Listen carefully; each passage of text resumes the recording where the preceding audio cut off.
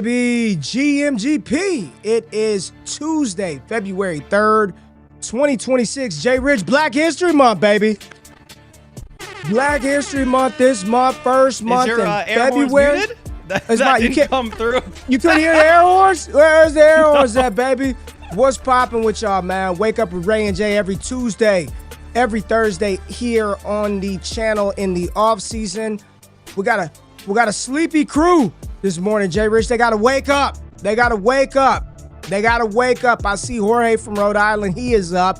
Kev_K3. What's going down with you? On Sunday, America rides with Seattle. That's what Kev is talking about. Kev talking about them Seahawks. Mix Khabib in the building. GMGP to you, baby. Good morning. Good people. Haven't said it like that in a while. What's going on, Boyan? Mick in the building. I see Sam in the building. Patrick, GMGP to you. Honcho, what's going on, baby? GMGP to you. Go Pats. Cheering for those New England Patriots, JRich. Cheering for those Patriots. What's wrong with that, huh? Cheering for... Can you hear it now? Can you hear it better now? No? I don't know what I'm doing. Jay, we got a lot to talk about today. It feels like since we moved the show to Tuesday and Thursday, the news breaks and then we're off. It comes in off days from the channel, but we're going to talk through all the coaching stuff. We're going to do some rankings. Did you see Lance Zerline's mock draft yesterday, Jay? I have not looked at it, no. You have not seen it? Okay. Well, I looked at Miller's a little bit, which you obviously reviewed, but I have not looked at Zerline's. Were people impressed? Did they like it, Ray? If you play fantasy football like we do, you probably enjoy it quite a bit. So we'll take a look at that one here in a little bit. But Jay, how you doing, baby? I'm good, man. I'm good. I'm still waking up with the people. So I feel for them. I really do. But it's Super Bowl week. We got to bring it this week, Ray. A lot of news, a lot of fun stuff. And I feel like we're not going to talk about this, but I will bring it up now. Okay. Pretty hilarious that Robert Kraft did not get into the Hall of Fame. No, that was confirmed this morning. Well, it's like there was the whole thing with Polian about how he wanted Kraft to get in. Everyone knew he was friends with Kraft and potentially, trying to get votes for Kraft instead of Belichick. And it turns out, after all the hoopla about Kraft versus Belichick and all this stuff, Kraft didn't even make it, man. So they're both going to be on the ballot next year with the same issues they had this year. They just punishing? Ridiculous. Are they punishing your boys, man? Are they doing your Patriots dirty? I don't know. I mean, Ray, honestly, I understand why Jerry's in the Hall of Fame. But, how many Hall of Fame owners are there really? Is Robert Kraft, his team has won a lot of championships. But I think that's what gets you in. That's what put him in the Hall of Fame? Yeah, that's what gets you. They can't go on the field and get interceptions. They can't get out there and go get sacks. They can't score touchdowns. It's what have the owners done to position the teams to be successful? But do you think that it should be positioning the team for success, which is important, versus what Jerry did, and Jerry elevated the status of NFL teams tremendously. I don't think there's a one box criteria for those. I think each one is graded on their merit, and for what Jerry did, he did have a mini dynasty with the Dallas Cowboys in the 90s with the triplets. And then you look at what Robert Kraft did with New England to keep. Just think about Tom Brady had his offensive coordinator for 16 years. He was with his OC for it's unheard of in today's NFL to keep a staff together for that long and to achieve the type of success that New England did. And I don't care how good the players are, how good the coach is. In order for an organization or a business to be that successful at the highest level, it takes competency from the top down. It's a whole infrastructure thing. So yes, I do think that of all the owners, the owner that orchestrated or facilitated or managed or allowed New England to reach the type of levels that we may not see again for a very long time, he absolutely should have been a first ballot Hall of Famer.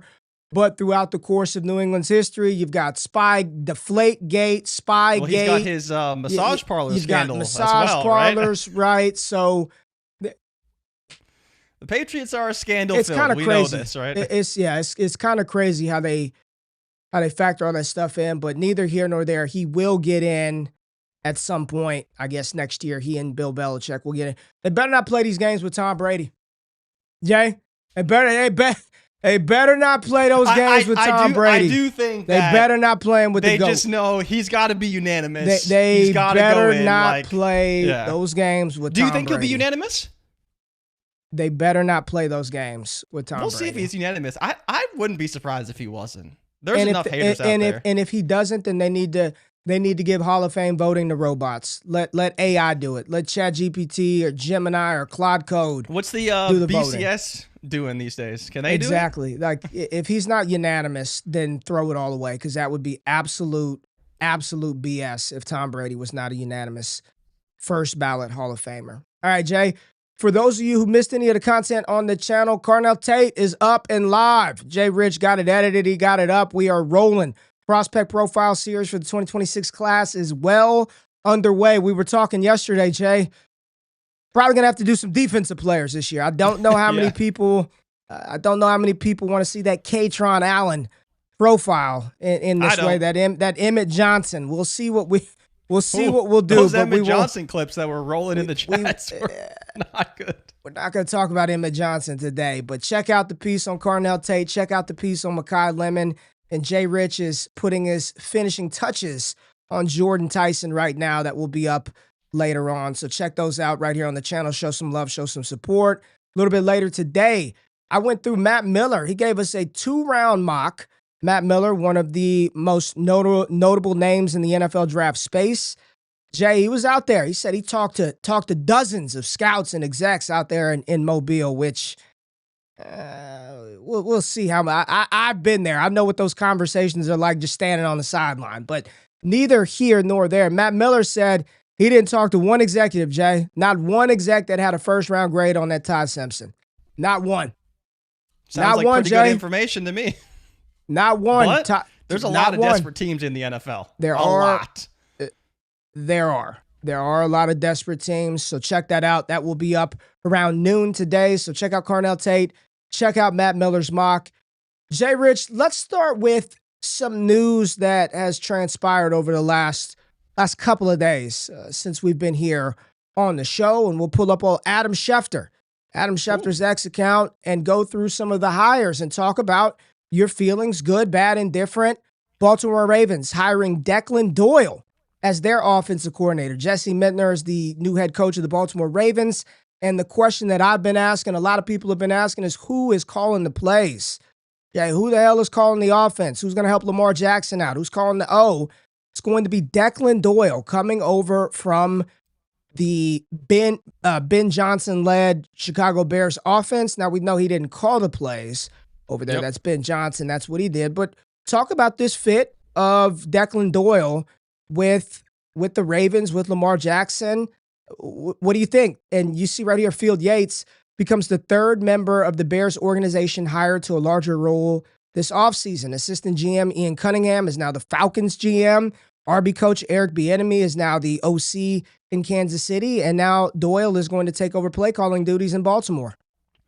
Yeah, it's interesting, right? Because I think, you look to what the Bears do well. We know that rushing scheme we're a big fan of. The passing game was inconsistent, but the scheme we like, right? And if Doyle can replicate those types of things with the Baltimore Ravens, I actually think, outside of maybe the receiver talent is not quite as good in Baltimore right now, I think they have similar pieces that can operate in a similar type of offense. So I do like the Doyle hire. The reason why, of course, it's a promotion is because he's going to be doing play calling duties in Baltimore versus not doing play calling duties while still being the OC for the Bears.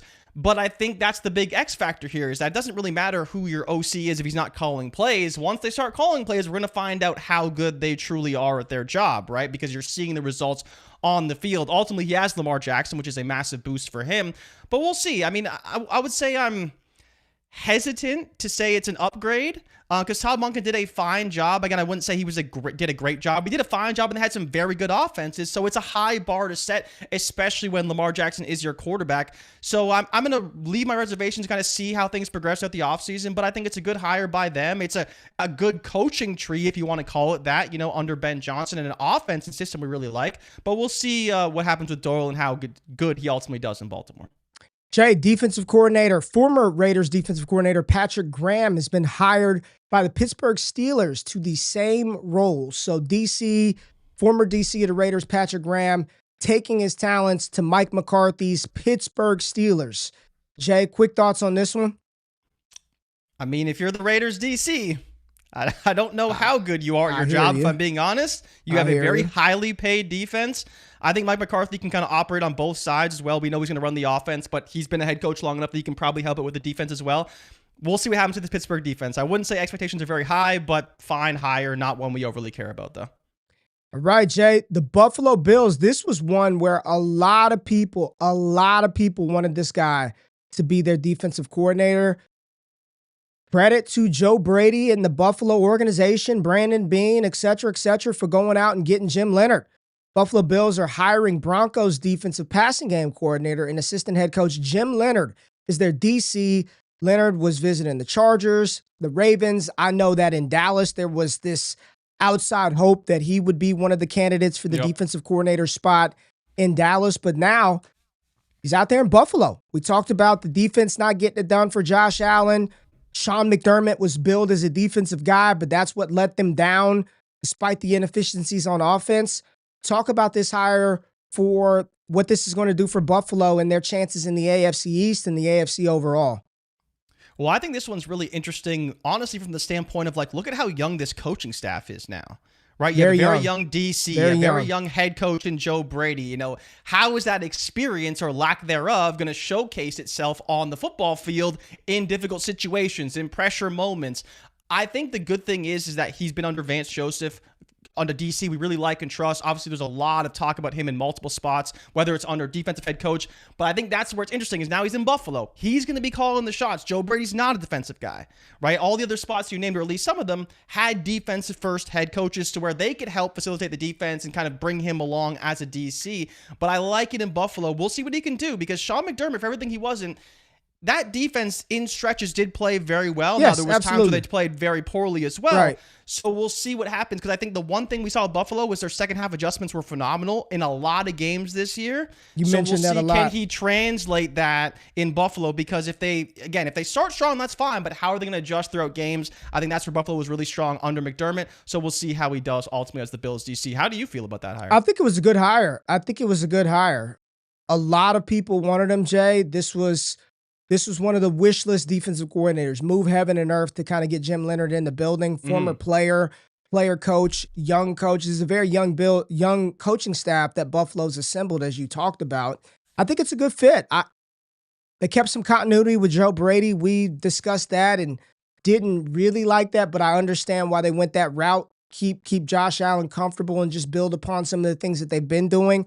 Hopefully equip him with some better personnel. But defensively, sometimes a fresh voice in the building can do some wonders with the defense. Now, they still need to upgrade some of the positions. That's why you see them attacking the defense in a lot of these mocks. But overall, I thought Jim Leonhard was a good fit and a good hire for the Buffalo Bills, Jay. Now, let's talk about,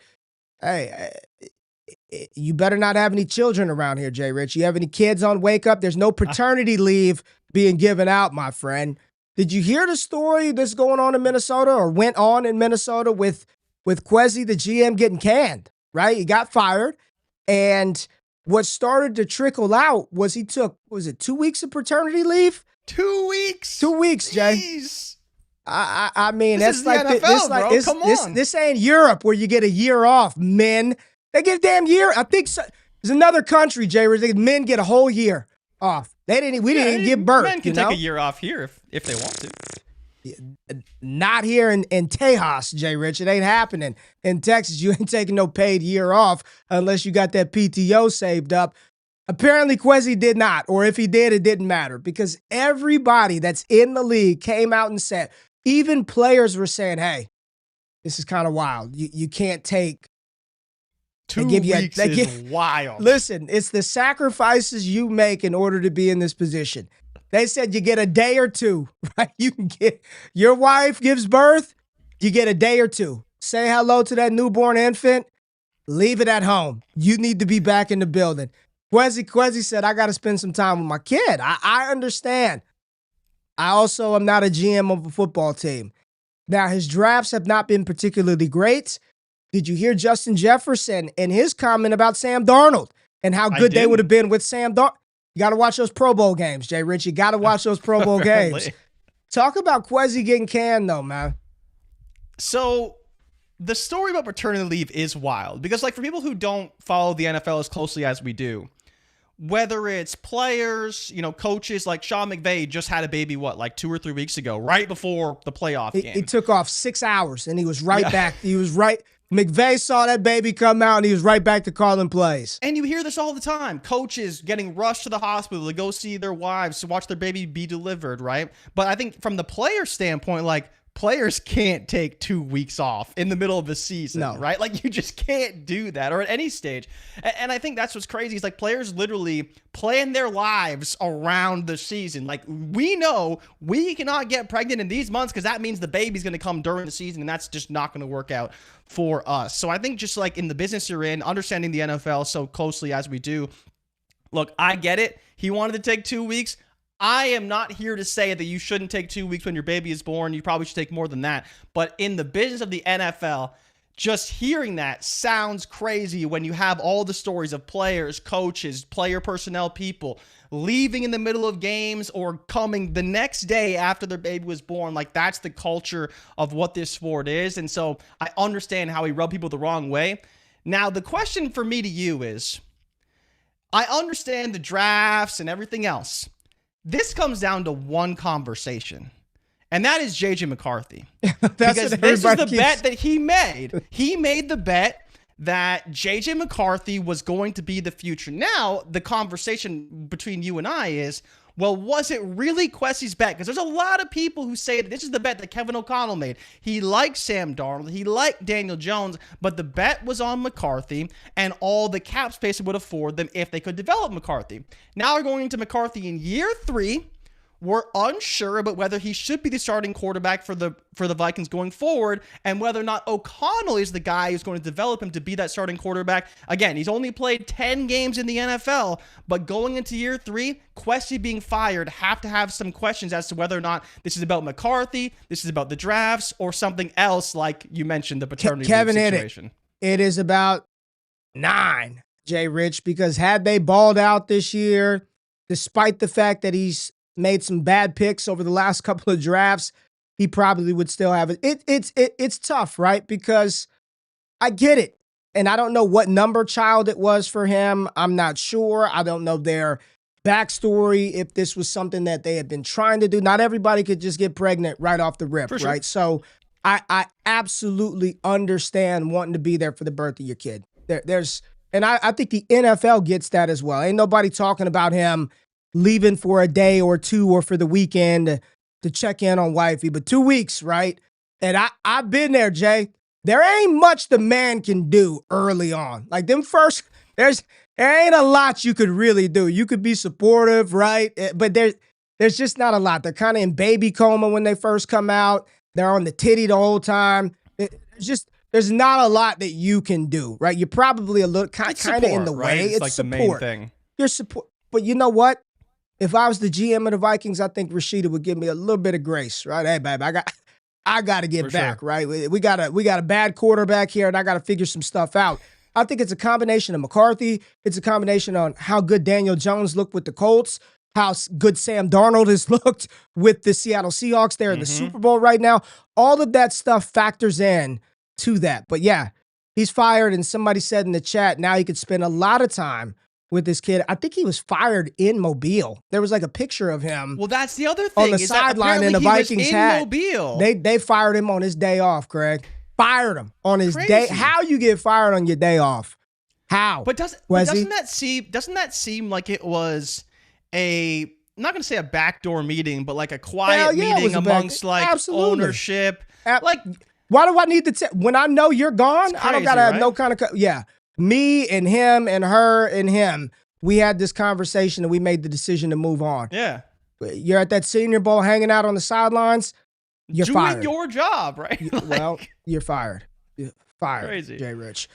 What are your thoughts on this now? And be quick here. I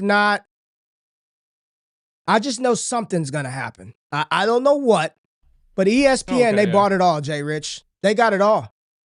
They bought it all. Purchase of NFL Network, other league digital assets, all 22, that NFL Pro, all of that shit now. ESPN. And I'm assuming ESPN is a subsidiary of Disney, right? So it's Walt Disney that owns all of this now. What are your thoughts? What are we know that the league that they're talking about an 18-game season. They could the primetime games, I believe there were more games on primetime this year than ever before. ESPN owned all. Like, what does this mean for how we watch, experience the game?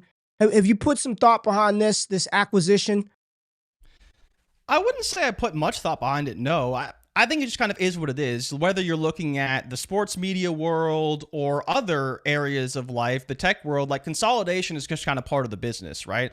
NFL Network clearly didn't feel like they wanted to keep, propping up NFL media and running the whole show. So just sell it to a bigger subsidiary that has the studio space, has everything. And I think the reason why they bought them, at least what I heard, is that the NFL recently built a massive headquarters in LA. And it's bigger than the ESPN one, or at least the ESPN football one that they use. So I think part of it is they're also going to bought it for the studio space in LA and all the footprint the NFL media has out in LA. But yeah, I mean, for you guys, it's already bad, but it's not going to get any better. You're going to need 10 subscriptions to watch every football game. That's just what it is in the States right now. And I don't think this is going to change much of anything, but yeah, they're just trying to, once again, prop up ESPN Plus, sell more subscriptions. Same thing with acquiring WWE. It's all kind of the same process. That's what somebody said. They said it's about the damn ESPN Plus, trying to push that. They acquired WWE, and apparently that's been a disaster. There have been a lot of people upset with actual sports commentators taking up 8 minutes of ESPN airways to talk about the greatest wrestlers of all time and Royal Rumble predictions, which I if we got time, we'll talk about it later. I was not happy with the Royal Rumble this weekend, Jay, but most people are talking about Red Zone and how awful it got towards the end of last season. And just what they're expecting to happen this year with this acquisition, it's just going to be a commercial-based program pretty soon. Like that's absolutely what it's going to be. And you can't have nice things for too long in life, right? You just not for too long, for a little bit, but not too long, Jay. We are not through with the coaching news and some of the stuff that happened. There were some quick hitters right here. Tanner, the OC, Tanner Estrand, that was over in New York, is now the passing game coordinator in Atlanta. So Kevin Stefanski building out his squad. And then this is the big one, right? This is the big one, and probably finalizing some things right now. I don't think it's officially official, Jay. Not till after the Super Bowl. Not till after the Super Bowl. But the Raiders are going to have their new head coach and one of the hottest coaches on the cycle, Klint Kubiak. JRich, Klint Kubiak is headed to Las Vegas. It seems like it's just about official, but they got to wait until after Sunday. Klint Kubiak is going to take over a team. It's crazy to think that the Raiders, in the last 3 years, they've had, 3 different head coaches now in the last 3 years? Antonio Pierce had if you go back to McDaniels, it will be 4. It'll be 4. Right? Pierce had no business getting the job in the first place. It's Black History Month, and I'm all for my brothers getting a shot. He had no business getting that damn job in the first place, so they got him up out of the building quick. Pete Carroll also, with his old ass, had no business being the head coach of that team. Zero. Josh McDaniels, say what you want. He had to deal with, I think that was was at the end of the Amari Cooper, Derek Carr kind of phase when he was in, and it was just, they were kind of. It might have been after that. I think a little bit after that. Okay. Especially Amari Cooper was probably already in Dallas at that point. Well, now you've got Klint Kubiak coming over, and everything that he's been able to do with Sam Darnold, this offense he's produced. I think he's going to win Offensive Player of the Year, Jackson Smith and Jigba. I think that race is pretty tight between him and Puka. Is it him and Puka? Well, seeing that I don't know when the voting concluded, but seeing that he's in the Super Bowl, I feel like JSN would probably get the upper hand there. But either way, the rushing attack was good. The passing game was great.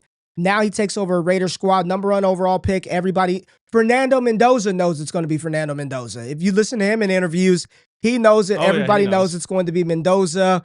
You've got Brock Bowers. They've got Ashton Genty on the team, and I get it. Offensively, the O-line, Problem. Got to fix that. You've got to fix the offensive line.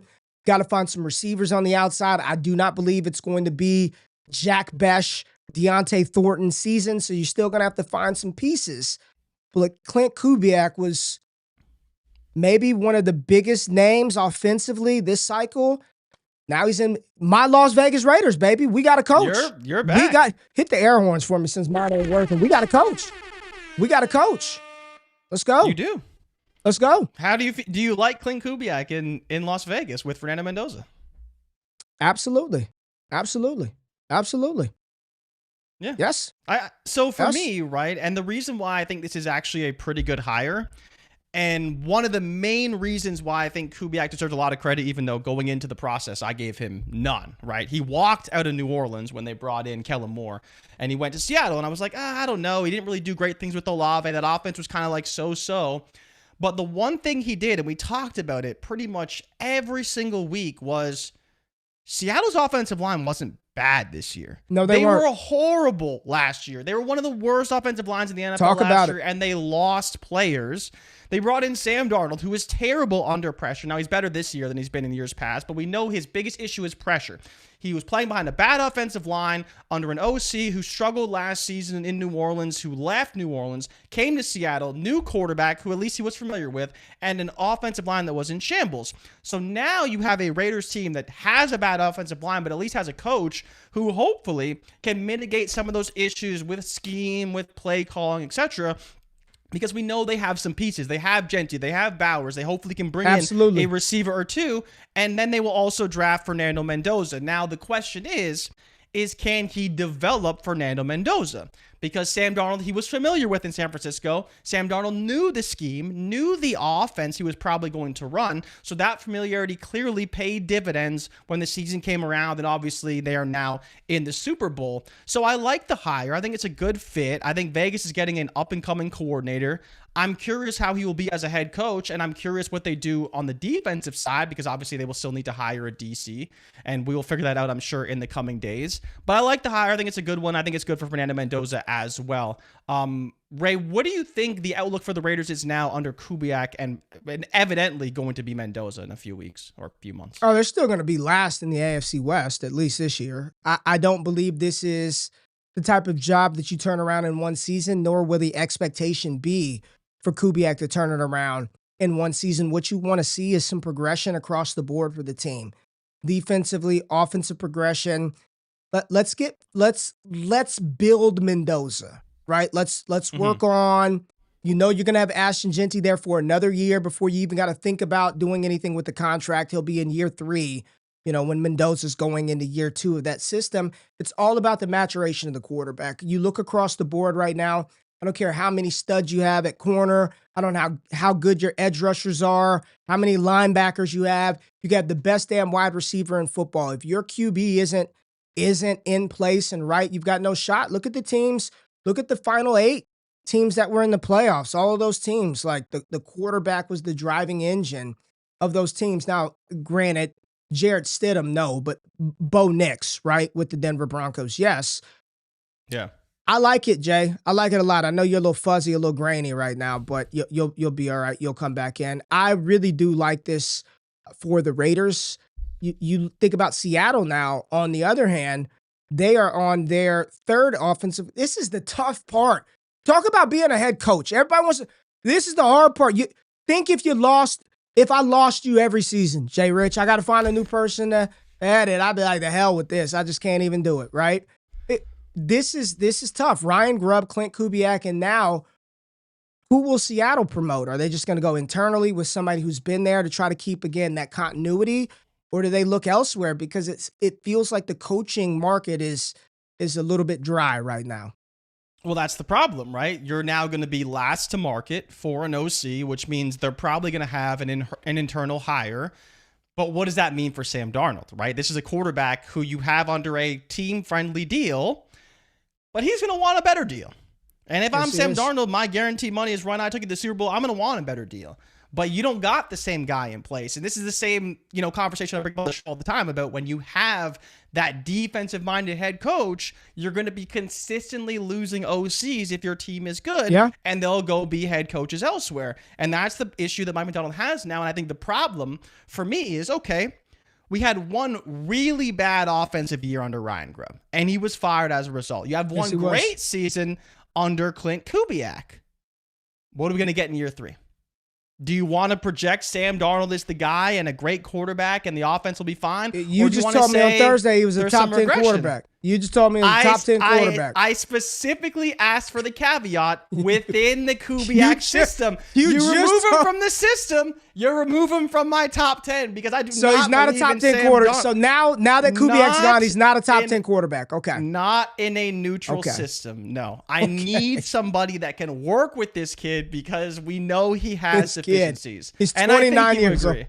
He's not even 30 yet. He's still not even 30. Young kid. Got to work with the kid. Still maturing. I like it. I like this a lot for the Raiders. You see right here, Schefter tweeted out, Kubiak, #1 overall pick. They get Mendoza. Weapons include Genty and Bowers. $90 million in cap space. And then Tom Brady, being in the building, potentially giving his input and wanting Mendoza to do well and wanting the offense to play well. Let's go, Clint. Let's see what you got. Let's see what you got, baby. Let's see what you got. Jay, we had some more news.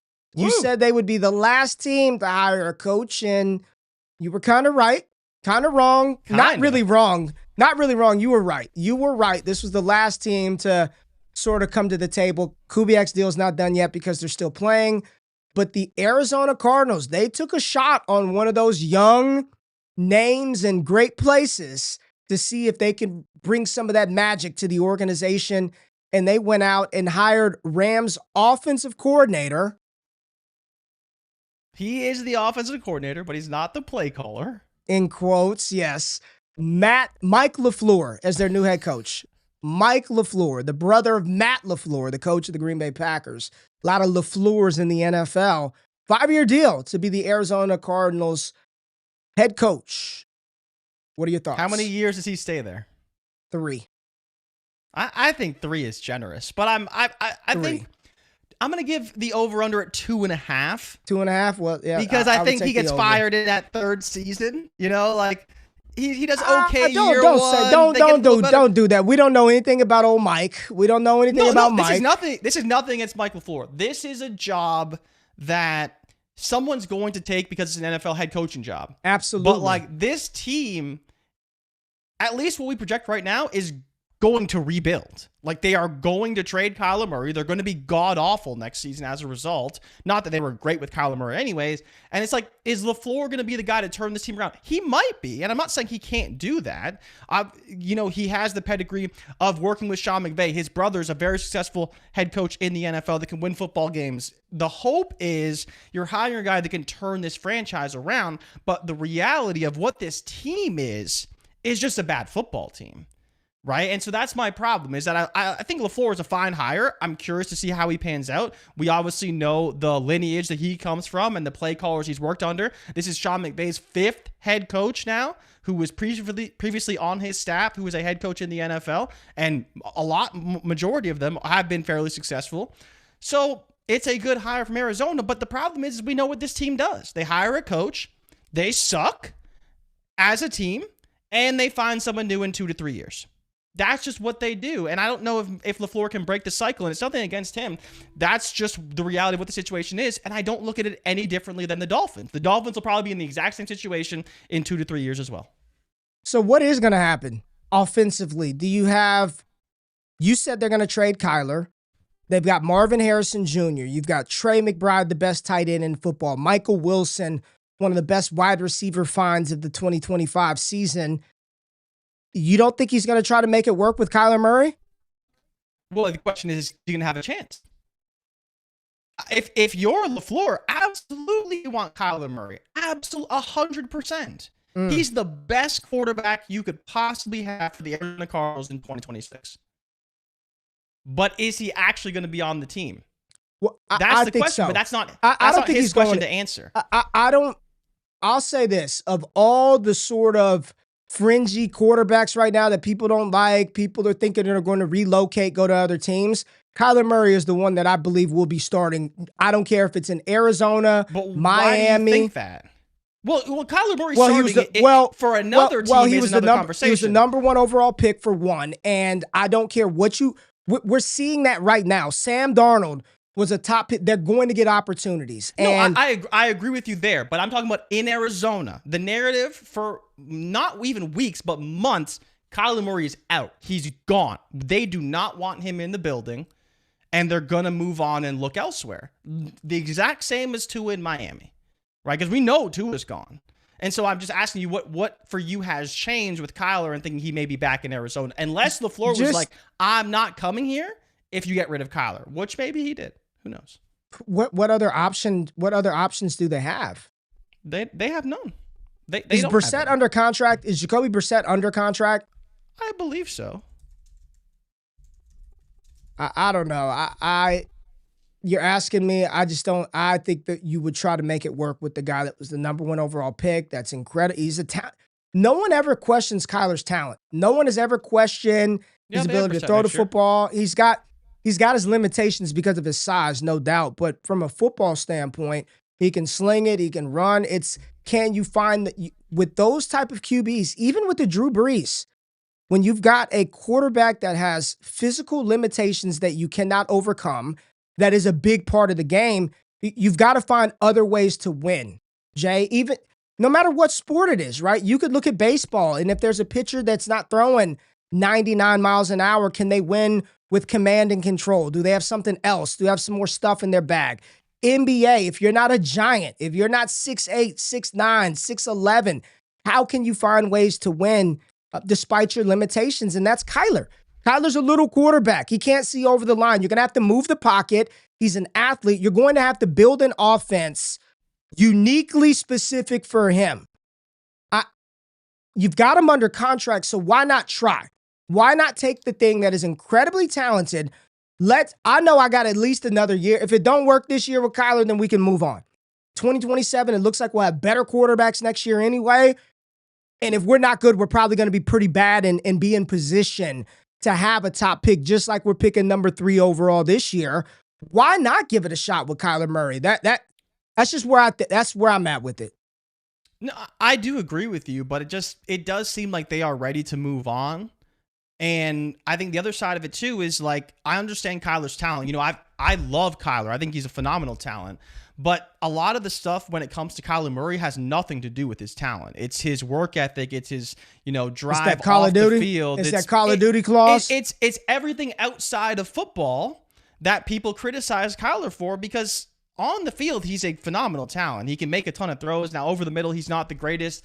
And I totally hear you on limitations, but he has to want to overcome those too. When you hear Kyler Murray talk about football and Brock Purdy, they're two different stories, but they're in the same situation. They're both undersized quarterbacks, right? And not every quarterback can make it work at that size in the NFL. Drew Brees is one of one. Like, he literally is one of one Hall of Famer, because the next closest would be Russell Wilson, who's, probably a borderline Hall of Famer based off accolades alone. And Kyler Murray's just not quite there, right? And I think you could look at Brock Purdy, look at Kyler Murray and say, what's the difference between those two quarterbacks? It may be mentality, it may be experience, it may be coaching, it could be a lot of things. But it doesn't mean that LeFleur can bring out of Kyler Murray what he needs to be successful. I think that's the one problem that they do have. The talent is there across the board, especially offensively. They could be a great offense, but we don't know if Kyler's the problem or not. And for all we know, Kyler actually is the problem in Arizona. Man, this is just Sean McVay's coaching tree, Jay. His coaching tree is just ridiculous. Look at this. Head coach Sean McVay has had 4 offensive coordinators during his tenure as head coach. Matt LaFleur, head coach of the Packers. Kevin O'Connell, head coach of the Vikings. Liam Cohen, head coach of the Jags. Mike LaFleur, new head coach of the Arizona Cardinals. Just an incredible coaching tree. And then Zach Taylor, too, I thought was yeah, I mean, look, he was the same thing, the passing game coordinator, whatever it is, but Waldron, O'Connell, LaFleur, Phillips, Brandon Staley, Raheem Morris, Chris Shula, who they retained. That's one that people aren't talking about a lot. They got to keep Chris Shula for another season. So That defense absolutely and they'll needs a probably little promote work. Schillhouse to OC, right? Could probably promote Nathan Schillhouse to offensive coordinator. That would be my guess as well. All right, Jay, let's have some fun. We have been waiting what feels like a couple of months for all these head coaching vacancies to be filled. Here we go. Bills got Joe Brady. The Steelers have Mike McCarthy. The Ravens have Jesse Mintner. Giants, John Harbaugh. Kevin Stefanski to the Falcons. Jeff Hafley to the Dolphins. Robert Saleh to the Titans. Todd Monken got his boy Shedeur Sanders. Said, hey, we wanted you in Baltimore, baby. Now I'm your head coach in Cleveland. Mike LaFleur to Arizona and Klint Kubiak to the Raiders. JRich, it's time to rank them. It's time to rank them, Jay. Tiering these head coaching spots, Jay. And I need some music as we do this, right? I gotta have music. I got it. I've got some music to play. Got some music that I want to play, Jay. Are you playing it now? Because we can't hear it. Can you not hear it? I hear that, yes. You hear it? I just have it low. Quiet. I don't want it too loud. A little instrumental. Let's go, Jay. Top 2 coaching spots from the cycle. Who are they? Top 2 coaching spots. Where you going? I think so. You want to do head coaching hires or top spots? Head coaching hires. Hires. Give me the Giants at number 1. Giants, number 1 for you. Really? Yeah. I think it's hard to argue that Harbaugh is probably the best head coach on the market. I think the Giants got a great hire in bringing him in. They need him badly. And while there's some other spots I prefer, I think the Giants got the best head coach you possibly could on the market, and they're in a great spot moving forward. All right, where you going with number 2? We're still in tier 1, right? We still got more? We out of tier 1? Can I throw one out there that I love? Go for it. That I love? Kevin Stefanski. That's what I'm thinking is my number 2. Kevin Stefanski in Atlanta. I like that he retained the DC that kind of turned that defense around this year. Offensively, when you see the stuff that was happening in Cleveland, man, it was a goddamn mess. It was a mess. Both Shedeur and Stefanski, they wanted nothing to do with one another. Did you see that he was making $4 million with Cleveland and now he's making 14? NFL coaching salary is way up. Come on, baby. I would have tried to get fired too. So we got the Giants in tier 1, Falcons in tier 1. Where else we going, Jay?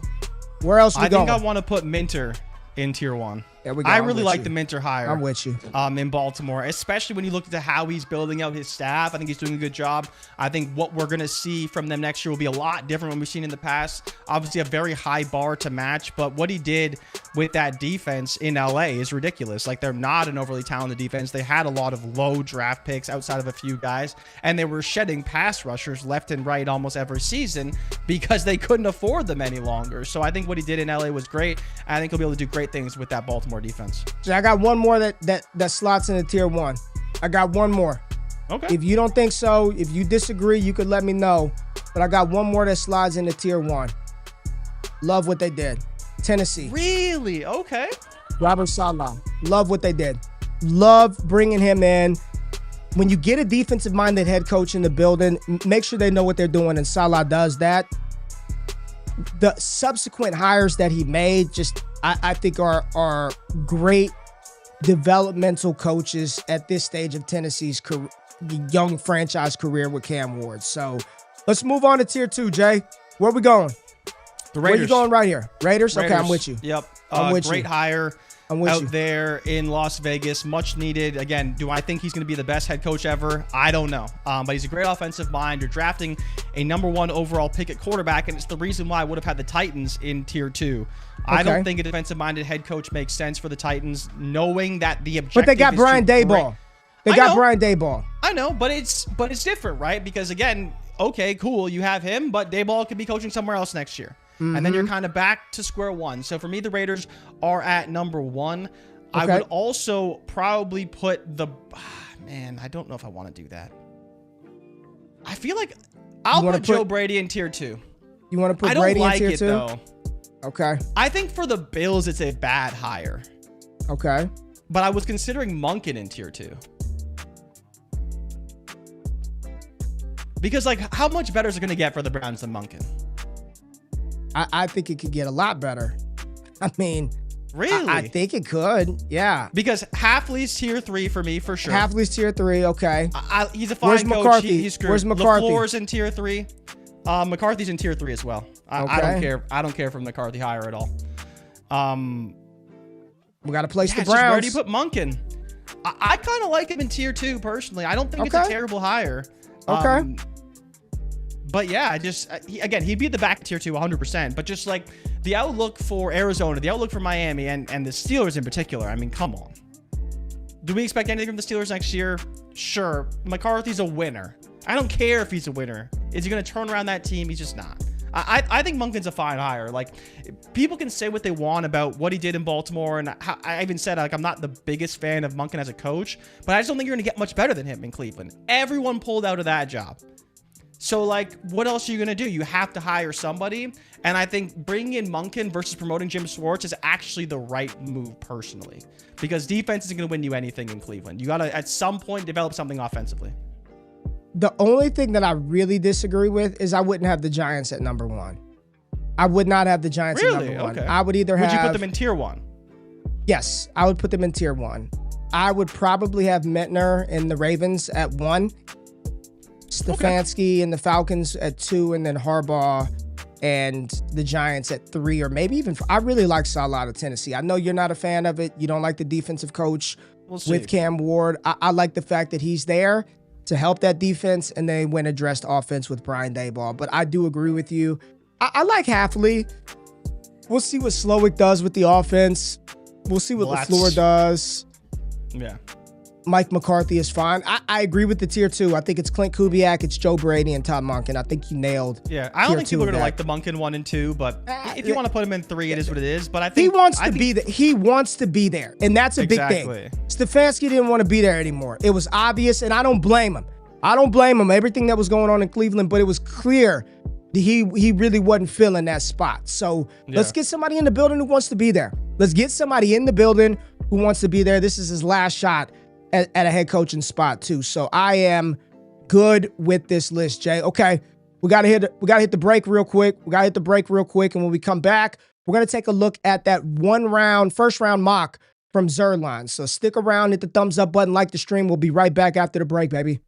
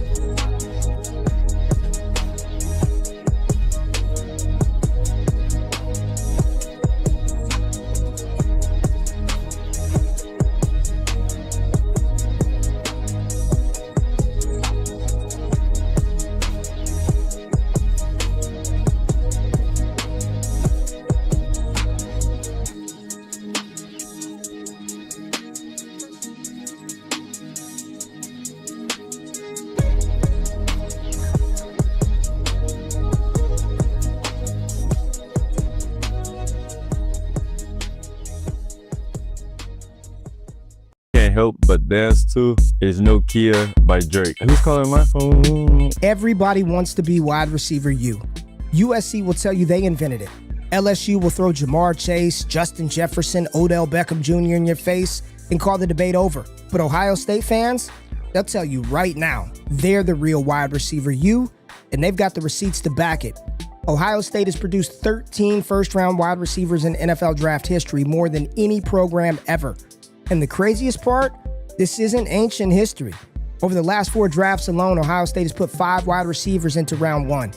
Garrett Wilson, Chris Olave, Jackson Smith and Jigba, Marvin Harrison Jr., and Emeka Egbuka. 5 in 4 years. And now the next one is already in line. Because if you actually watch the tape, you start asking a different question. Who is that number 17 that keeps getting the job done? That's Carnell Tate.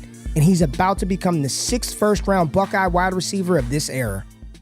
There we go, Jay. Make sure y'all check that out. Carnell Tate piece up on the channel right now. JRich put his foot in this one. Short prospect profiles to give you an overview of who these players are, where they came from, and my comparison play style-wise for who they are at the next level. Makai Lemon is up on the channel. Carnell Tate up right now. We're working on Jordan Tyson, and we are clocking through this 2026 class. Later today around noon, ESPN's Matt Miller had a 2-round 2026 mock draft. I went through it and just talked about the picks, what that would mean, what those players would do for the other players on the team. So make sure you check that out when it drops today. And as we close the show out, Jay, we are going to take a look at Lance Zerline's mock draft. The fantasy football fans are going to love this one, JRich. They're going to love it. Lance Zerline, mock draft. He dropped this yesterday. It was like mock draft season, dropping those yesterday. No shock at the top, Jay. The Raiders go Mendoza. The Jets go Reese. Cardinals have been very much tied to a offensive lineman. They go Spencer Fanu out of Utah. The Titans take David Bailey, the edge rusher. The first kind of shock in the mock was the Giants going Mansour Delane, and the Cleveland Browns taking the aforementioned Carnell Tate at 6. Jay, what are your thoughts? Carnell Tate at 6. It's fine. I mean, who's his quarterback? Shedeur Sanders? It is hoping going for a little to bit be better than that. But Delane at 5 is wild. Yeah, that was the first. I don't think I've seen him higher than 10. That was the first bomb drop one that I saw. I was like, whoa, okay. Mansour Delane at 5. Commanders fans absolutely hate this pick of Keldrick Falk here at 7. Not feeling it. Jeremiah Love goes to the Saints. Reuben Bain to the Chiefs. And then the Cincinnati Bengals go Francis Mauanoa, one of the big rising tackles out of Miami, going to protect Joe Burrow. He's supposed to go higher than this, though, right? I think this is fine. I think this is fine. But I thought he was supposed to go higher than that. Like, he wasn't. If he's available for the Bengals, great. But the crazy thing is, Ray, is like the Chiefs are going to get someone really good. Like, they are going to get whatever edge rusher falls. Bailey, Bain. It probably won't be Reese. Like, someone is falling to the Chiefs at that edge spot, and everyone mocks an edge to the Chiefs. They're going to get someone really good. But he's a good tackle. I don't think he's going to be there at 10, though. Got Jamon McCoy going to the Dolphins at 11. If this happens, Jay, oh my goodness. JRich. I don't know if y'all can hear the sound effects or not, but I got it in my ear, and you don't want to know the one I just played. Caleb Downs to Dallas at 12. Thank you, football gods. Please, JRich, let that happen. We've got Colton Hood going to the Rams. Not feeling that. Not at 13. Don't feel it.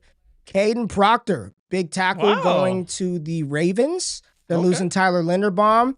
Ronnie Stanley, people saying he might be getting close to cooked a little bit. Daniel Falele, not good at the left guard, so they get big Caden Proctor. Sonny Styles goes to Tampa Bay. Love it. They need a linebacker.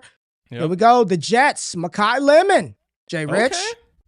Mekhi Lemon. You haven't seen this mock, have you? You have not seen this mock. So that's got to be BPA at that point. What are your thoughts on Lemon? At 6, Lemon at 16? Lemon and Garrett Wilson.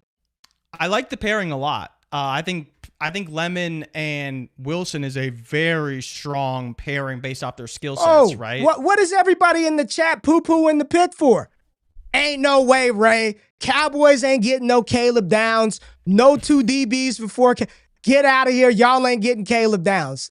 Lance Zerline said we are. So I am going to cherish this mock. Zion Young, the first real big mover. This is a guy that wasn't included in a lot of mocks. Edge rusher out of Missouri. He goes to the Lions to help out Hutch.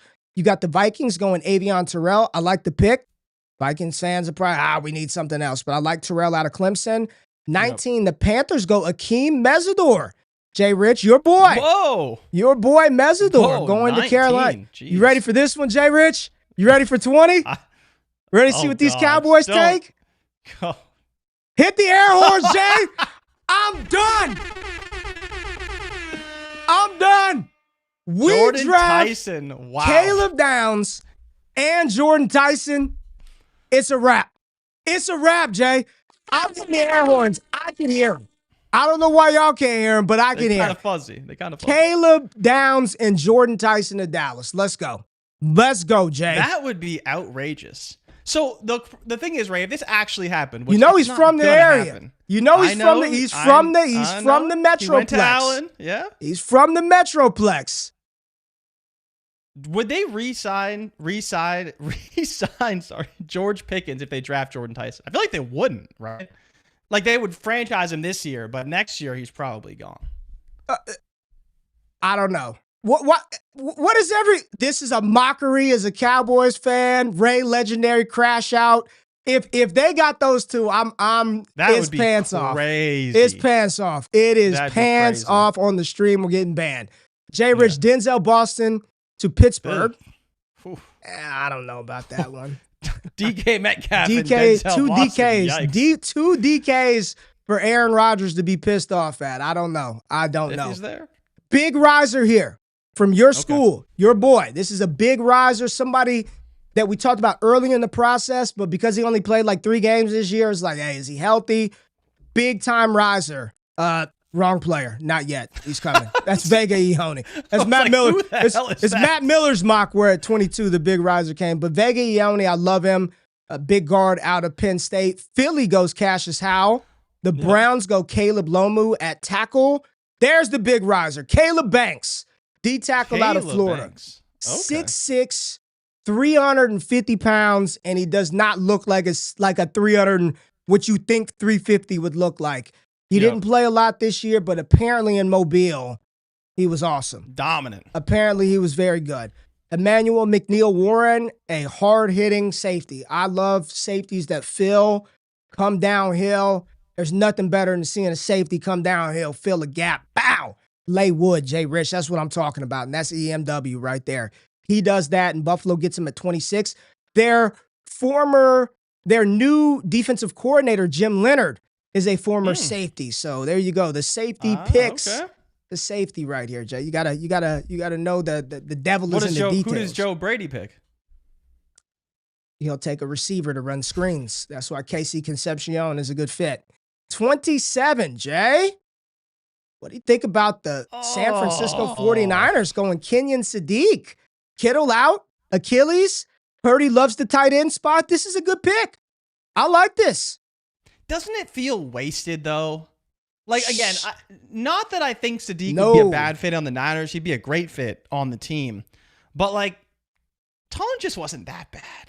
They got to re-sign him. He's not under contract. I don't think he's under contract. I don't think they could re-sign him. Well, here's the thing. Defensively, think about what happened with them this year. They lost Bosa. They lost their first-round pick in Mykel Williams. They lost Fred Warner. You get those 3 back, the defense is better. With some of the guys that they've been able to find, I'm not disagreeing with you. I think they need a DB, but there's not a DB here that makes sense. If Sadiq is here, they're going to take Sadiq. It makes sense. They run everything through the tight end. That offense. They run a lot of 12. They run a lot of 12, and they run it through the tight end. Kittle's gone. They do. Pearsall can't stay healthy. There's enough. At this point, I think the receiver break is cut. Like, being real, there's a big-time tier gap. So would you rather take – here's the thing. You want to take – and I see Dill saying KC Concepcion. There's some people who are like, dude, there's no way you take that guy in round 1. There's differing opinions on him. Do you want the wide receiver 5 in 2026, or do you take the tight end 1? The wide receiver 5 or the tight end 1? Especially in that offense, you take the tight end 1. You take the tight end 1. He'd have to be very – again, I think he's a fine player. I don't think he's very good. I don't think he's great either. I don't think he's a great tight end prospect, but in that system, it could work. It could work. He does a lot of downfield stuff. He could be the athletic tight end, and then someone else is the blocking tight end. Absolutely. Their versatility hurts a little bit. Yes. All right. Houston takes Caden McDonald at 28. Ty Simpson goes to the Rams at 29. So the Rams take about a wasted Colton pick. Hood and Ty Simpson. Rams are having a god-awful draft. But you got to prepare for life without Stafford at some point. So. Yeah, there goes. Denver takes KC Concepcion. There he goes. Wide receiver 5 off the board. KC Concepcion goes to Denver. Want to see who your Patriots get? Wide receiver room is just terrible. Your Patriots. I love the pick. Monroe Freeling. 6'7". Tackle or guard? Tackle. 6'7", like 340. Athletic, 320. Athletic. Give me a Georgia tackle all day, every day. Mm-hmm. And then Seattle, I think they go guard right here. Yeah, they go guard out of Texas A&M. So pair with Zabel. Good pick. Yep, you got Ty in round 1. You got 5 receivers in round 1. You got Jeremiah Love and a tight end. This is Lance Zerline's mock. What are your thoughts, Jay? It's not bad. It's not bad. Definitely some surprising picks, especially on the defensive side. What about that Cowboys draft? the Cowboys had a very good draft. 2 players I like a lot, 2 impact players on both sides of the football. They have a safety that can operate literally anywhere you need him to, plug and play player. And I think Jordan Tyson is still the best wide receiver in the draft class. So you still got Tyson at 1, huh? Still got Tyson at 1, huh? Ray, I've done all 3 of these prospect profiles. And I like Lemon. I don't really get the hype on him. And maybe this is a conversation for another show, because I know that we can't run too long. But like, Tyson's natural ability to me is something that I want on my team. Like, to me, it's like he's just the most natural in the way that he moves and plays. And like, the yak concerns for me aren't that big of a problem. Like, there's plenty of guys who can succeed at a fine level and not have that quote unquote yak ability. But those are plays he makes, and I'm like, okay, why can't he make it like where he breaks tackles and he gets downfield, or he simply outruns guys? I mean, he's touching bust, JRich. He's touching bust. He's catching fall. I know. I mean, you're touching bust with him. There's limited yak ability in that Jordan Tyson profile. But we do have some breaking news before we get out of here, Jay. Is this real? Mixed Khabib, don't hit us with fake news. Hit the music, Jay, as we get out of here. Hit the music, Jay. Adam Schefter, breaking news. The Giants have hired Matt Nagy as their offensive coordinator. That is confirmed. I'm on his X right now, and look, man, we'll see. I'm sorry, Jackson Dart. I'm sorry, Cam Scatterboo. Ray, honestly, this hurts Cam Scatterboo most. Stop it. Stop. How was that Chiefs rush game last season? I mean, you're trying to do it with Pacheco and Kareem Hunt. Maybe it was the scheme. Maybe it was Nagy. Wow. I don't like it at all. Who else is available? What a deflating way to end the show. Let me just ask you, Jay, if you had to do a little switcheroo here, would the Giants still be at the top? Nah. I'm kind of with you on Baltimore. I like what Baltimore's done a lot. I think they address their needs. I think they have the right coach in the right spots. Baltimore did a great job in the hiring cycle. And they were kind of patient, too. Like, they seemed like, I guess, Minter was their guy, and they went and got him. But I like what they do. So we'll see. Another young coaching staff in Baltimore. Very young, with Doyle and Minter. Here's the best part about this. The news broke while we were live, so we don't have to talk about it on Thursday. We appreciate y'all being in the building. Hit the thumbs up button, like the stream, subscribe to the channel. Check out all the short form content that JRich is posting over here. Make sure you go to the Ray Garvin NFL Draft and College Football channel and check out the Cardinal tape piece if you have not seen it. Makai Lemon, Daniel Jeremiah mock coming out, and then go to DDFFB for all of the fantasy football content. Brandon, Scott, Shane, Ty DeClaire, and the crew. Much love. Enjoy your Tuesday, and wake y'all asses up with me and JRich on Thursday. We out of this thing, Jay. Peace. USC just isn't called wide receiver U. They invented the position at the pro level. Lynn Swann, Super Bowl MVP, 4-time champion with the Steelers.